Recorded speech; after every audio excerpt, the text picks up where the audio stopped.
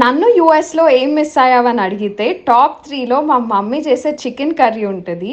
Almost ఫ్యామిలీని miss అయినంత miss అయినా అనుకోండి. మమ్మీ రెసిపీస్ ఎన్నో రిక్రియేట్ చేశా అండ్ చాలా వరకు సిమిలర్ టేస్ట్ వస్తాయి. బట్ ఎందుకో ఈ చికెన్ కర్రీ ఎన్ని సార్లు ట్రై చేసినా అమ్మ చేసినట్టు మాత్రం రాదు. వరుణ్ అంత చికెన్ తినరు. నాకేమో తినే 3 to 4 పీసెస్ కి వండుకోవాలనిపించదు. ఎప్పుడైనా తినాలి అనిపించి వండినా అది అస్సలు సెట్ అవ్వదు.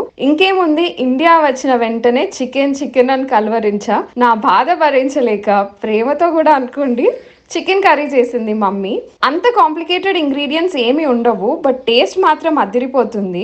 ఆనియన్స్ పచ్చిమిర్చి ఫ్రై చేసి పసుపు జింజర్ గార్లిక్ పేస్ట్ వేసి సాటే చేశాక చికెన్ యాడ్ చేస్తారు. అది కొంచెం ఫ్రై అయ్యాక కారం, సాల్ట్, గరం మసాలా, ధనియా పౌడర్ యాడ్ చేస్తుంది.